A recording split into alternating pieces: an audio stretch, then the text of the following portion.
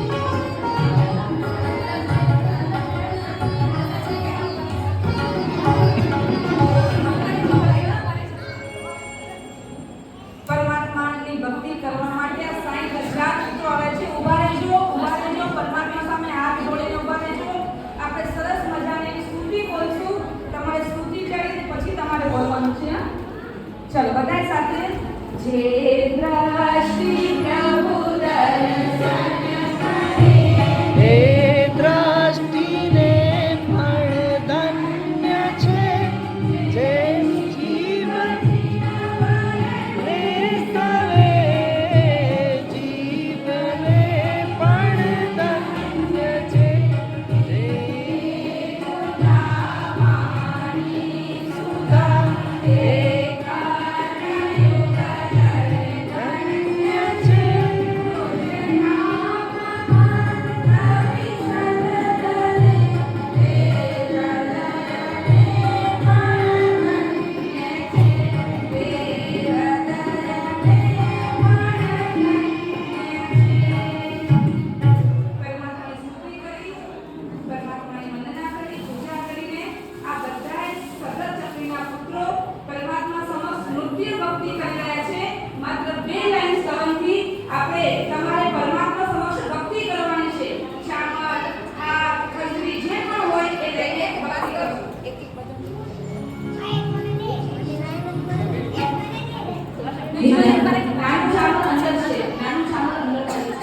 નાનો ચામર એક અંદર પડ્યું છે એવું કે છે મારા સાહેબ.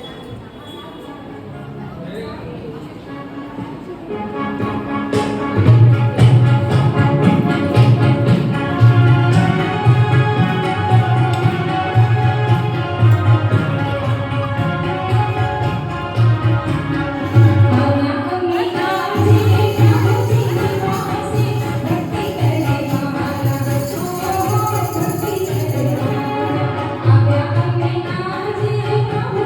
you.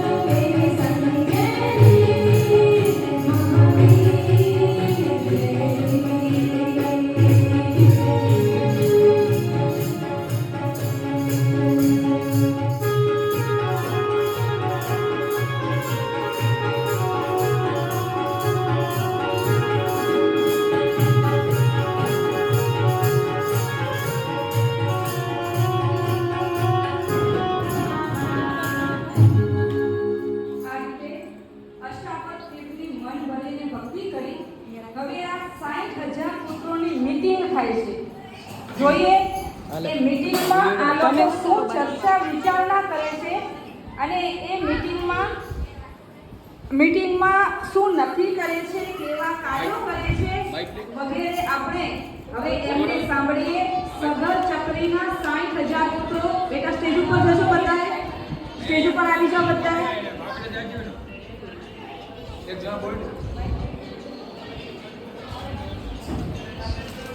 તમને જે નંબર આપવામાં આવ્યા છે એ પ્રમાણે ઉભા રહેજો. તીર્થને જોઈ, જિનાલયોને જોયા, પરમાત્માને જોયા, ત્યાર પછી આ 60,000 એના પ્રતિક રૂપે અત્યારે 6 છોકરાઓ તમારી પાસે છે. 60,000 માંથી 6 હાજર છે અને એ આ 6,000 બરાબર 60,000 જેવા જ છે. કાંઈ કમ નથી. એક માં 10,000 નો પાવર પડ્યો છે અને એ 60,000 છોકરાઓ હવે શું મીટિંગ કરે છે આપણે એમને સાંભળીએ. બધા સાથે. અમે બધા અમે સગર ચક્રીના પુત્રો પરમાત્માની નામનું શાસન કરી રહ્યો છે. અમારા પિતાજી ચક્રવર્તી અને એમના પુત્રો. બોલો હવે અમે એકવાર અષ્ટપદની યાત્રા કરવા આવ્યા. માઈક બાજુમાં. અમે 24 તીર્થંકર પરમાત્માની માન કરીને ભક્તિ કરી. રત્નમય પ્રતિમાઓ અને સુવર્ણ હીરાજડિત જિનાલય જોઈને અમને એમ થયું કે આ તીર્થની સુરક્ષા જરૂરી છે. એના ઉપાદેય સ્વરૂપે ઊંડી ખાઈ ખોદવાનો વિચાર કર્યો. ખાઈ ખોદવાથી ધૂળના રાજકારણો ભવનપતિના અગ્નિકુમાર દેવોના આવાજ મળે. તે જઈ ગુસ્સે થઈ અમને આવું કરવા ના પાડી. જે સગર ચક્રવર્તીના પુત્રોએ મીટિંગ કરી એમાં એણે વિચાર્યું કે આપણે આ તીર્થની ફરતે એક ઊંડી ખાઈ બનાવી દઈએ અને એ ખાઈ બનાવીને એ ખોદે છે જમીનને ખોદે છે અને જેના પરિણામે એની ધૂળ પહેલા ભવનપતિમાં જ્યાં નાગનિકાય, જ્યાં અગ્નિકાયના દેવો રહેતા હતા ત્યાં એ ધૂળ જાય છે. એટલે દેવતાઓએ અવધિજ્ઞાનનો ઉપયોગ આપ્યો કે આવું કોણ કરી રહ્યું છે, અમારા ભવનમાં ધૂળ કોણ નાખી રહ્યું છે. અને એ જુએ છે તો આ સગર ચક્રીના પુત્રો અહીંયા ખાઈ ખોદી રહ્યા છે. હવે સાંભળીએ એ અગ્નિકુમાર દેવ શું વિનંતી કરવા આવ્યા છે. માઈક લે એને હા.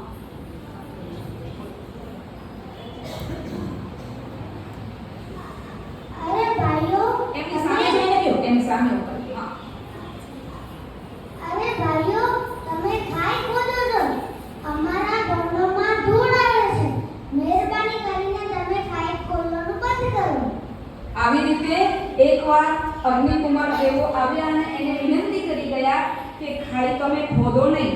પણ આ સગર ચક્રીના દીકરાઓ વાત માનતા નથી. જોઈએ આગળ શું કરે છે. હવે બોલો.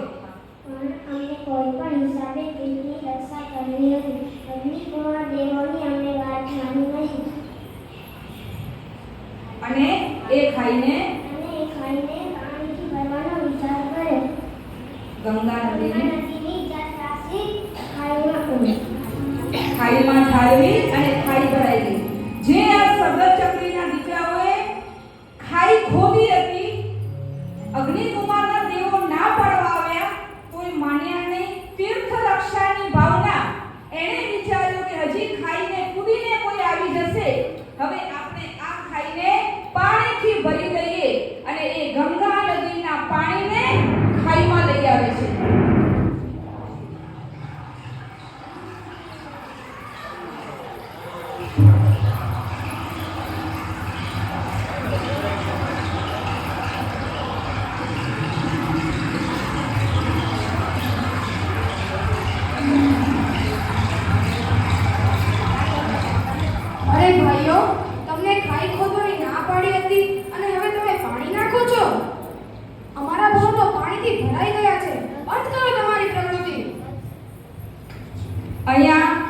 અગ્નિ કુમારના દેવો ગુસ્સે થઈ ગયા છે અને એ ગુસ્સામાં એ કઈ પ્રવૃત્તિ કરે છે એ આપણે પછી જોઈએ.